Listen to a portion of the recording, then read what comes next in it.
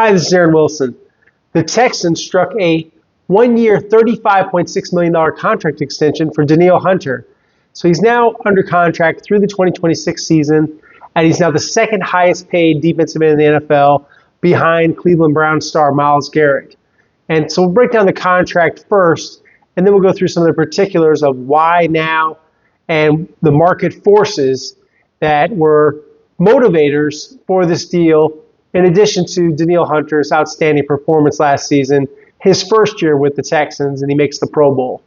So the deal, I'm told by league sources, gets a $20 million signing bonus. He'll make $55.1 million over the next two seasons, outstanding cash flow, and $54.1 million, 98 total percent guaranteed for skill, injury, and salary cap, meaning fully guaranteed under NFL contract procedures. So Danielle Hunter, the Morton Ranch graduate from Katy, breaks the bank. And he had earned a raise last season. So he gets 12 sacks, 17 tackles for losses, 90 quarterback pressures. So he ranks second in the NFL according to Next Gen Stats. He even had 3 sacks in one half in the 12th game of the season. And we saw the Euro step move that he put on Penei Sewell against the Detroit Lions. We saw that spin move, ultra quick, so many times. We saw power to speed, aggressiveness, and an outstanding athlete that was at one point a really, I would say, in every facet of sports, outstanding at Morton Ranch. That's why he was a blue chip recruit to LSU. He ran the 4x100. He's about 6'6", now 220 pounds, running a 4.5 40-yard dash. He's bench pressed 225 pounds 25 times. He looks like he's built out of granite. This guy is an absolute stud, physical specimen. You're not going to find many better athletes, pound for pound, in the NFL than Danielle Hunter. And it's a little more about the deal. He makes $32 million in 2025. So he makes most of the money this year, and then his salary is still very solid next year. And yeah, even though he's 31, he takes great care of himself. He's very well preserved. He works out, I would say, maniacally. He's someone that is relentless in his pursuit of excellence and durability. And he's taking great care of himself, his diet, everything that goes into really being a well-oiled machine. He's kind of like I would liken him to a sports car, an expensive sports car. And he's someone that really is just a absolute stud. The guy is almost impossible to block or keep him blocked. And between him and Will Anderson Jr., who they'll get to the negotiating table with next year, and I expect him to surpass this contract, the best, most formidable bookend Pro Bowl pass rush tandem in the NFL. Nobody else like these guys as a group. So you had Will Anderson 11 sacks and another 12 sacks for Danielle Hunter. And the deal negotiated by Zeke Sandu of Clutch Sports, who also is the agent for Christian Kirk, the Texans' new wide receiver. Just a lot of good things about the contract. And it will be a benchmark for Trey Hendrickson and the Cincinnati Bengals. So there's some key data points there. Trey Hendrickson, very comparable to Danielle Hunter in terms of production, and a little bit younger than Danielle. So I expect him to do very well. And I don't expect anyone to get to Myles Garrett's $40 million average per year.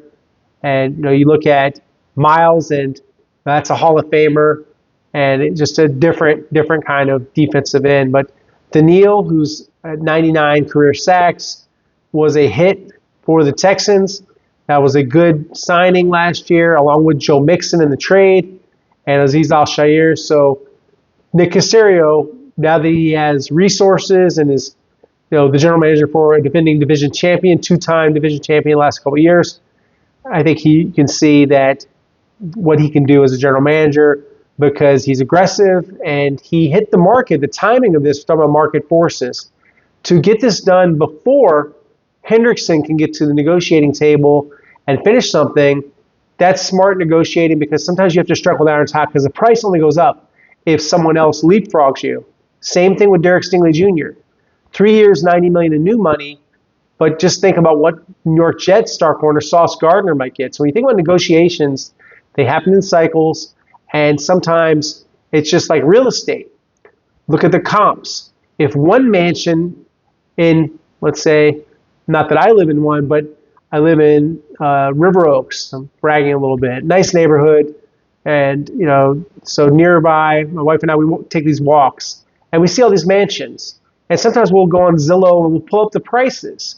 And we'll see that this one's $15 million. Oh, this one's $10 million. And before we might guess the price, she'll say, I think that one's $7 million. Or this looks like a $5 million. And then we'll see how close we can get. It's a little game we like to play. Probably not going to be able to, on a honest sports reporter salary, afford those kind of homes. But the comp is there, and it's applicable to NFL negotiations. One home is worth this. One defensive end is worth that. One cornerback is worth that. What are the quarterback benchmarks next year for C.J. Stroud and this defensive end market for Will Anderson Jr. that we'll have a lot more information about after Trey Hendrickson finishes the deal, hopefully for Trey, very deserving.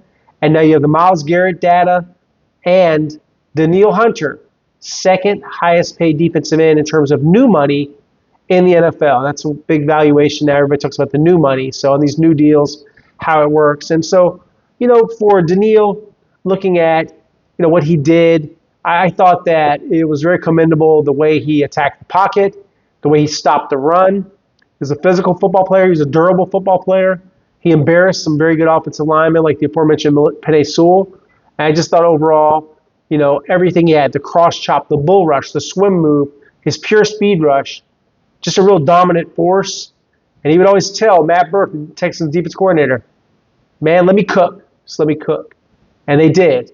And now Nick Cassero and Zeke Sandu and Danielle Hunter, they cooked up a heck of a meal, whoever's paying for this celebratory dinner. Maybe it's going to be on Danielle after this big signing bonus, $20 million signing bonus for Danielle Hunter. And this is 1 year after he did a 2-year, $51 million deal.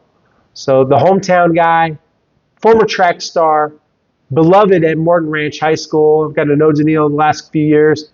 Great guy, outstanding person, and really a guy that does special things. So, you think about everything he did, just whatever it takes to get to the quarterback, relentless rusher, but great body control, athleticism, very rarely knocked off his feet, very rarely knocked off balance. And so that was one of the bigger things that happened today in Texans, business. But there was more, and that wasn't all that they did today. You looked at, signing Cam Robinson, and now they've replaced Laremy Tunsil, 5-time Pro Bowl tackle, with a solid left tackle. Don't want to call him great. Can't call him great. Has a chance, I think, to be solid and good.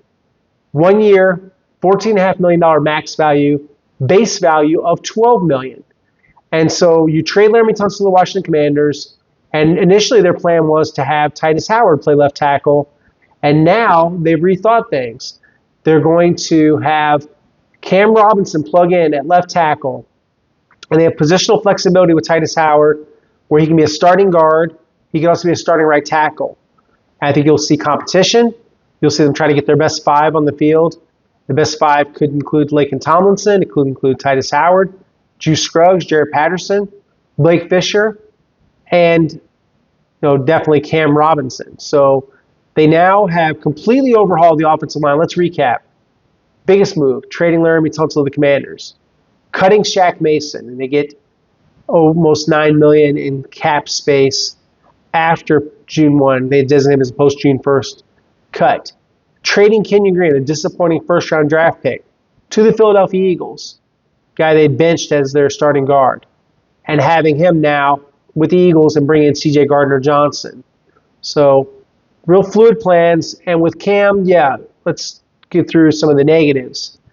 Last year, he replaced Christian Darrisaw when he got hurt. And he allowed 4 sacks, 49 pressures for the Vikings, including a dozen pressures in the wild card loss to the Los Angeles Rams.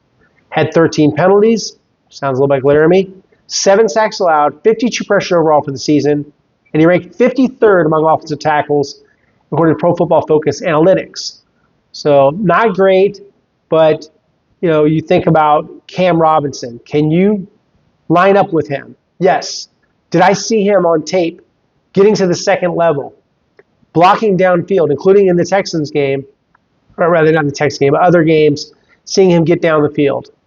When he played, excuse me, when he played for the Jaguars, did I see him get to the second level? Did I see solid pass protection?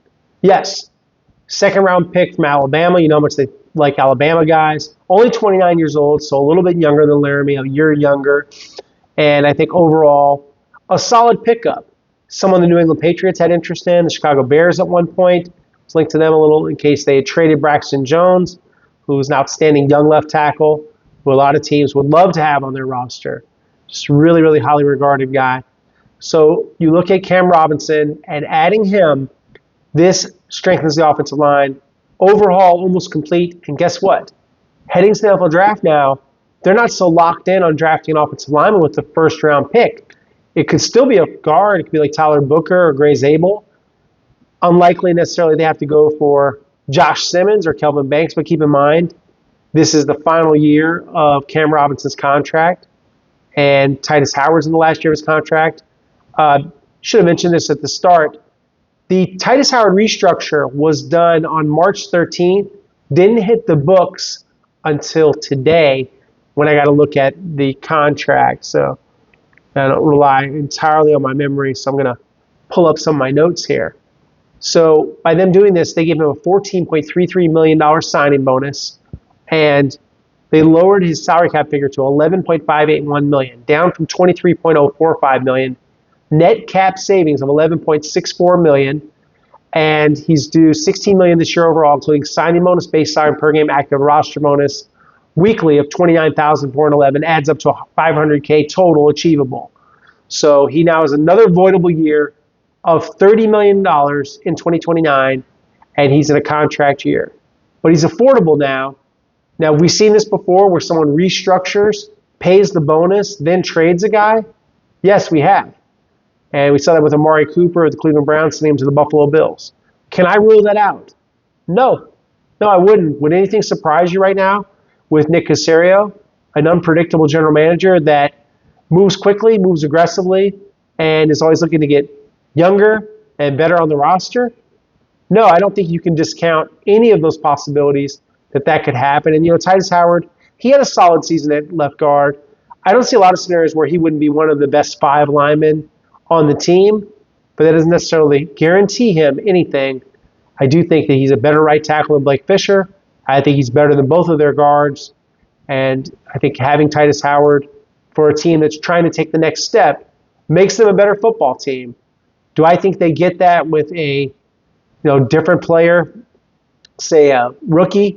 No, not necessarily. So sticking with Titus Howard, possibly having him start in front of Laken Tomlinson, who haven't paid a lot of money to, or looking at different combinations at right guard, center, all on the table. And I don't think that a lot of these decisions will be ultimately decided until they get to training camp and experiment a little bit and probably even heading to the first game.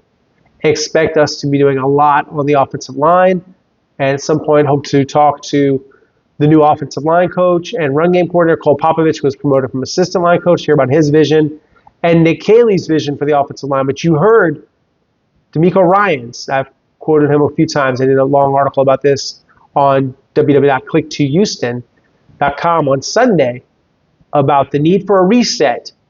And what did D'Amico Ryans say? I'm looking for nasty finishers with technique and guys that love football and play with intensity. So that's what they're looking for.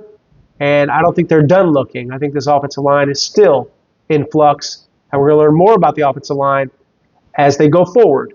But a lot of moves happened today. A restructure of Titus Howard announced, or leaked rather, and I got my hands on the contract.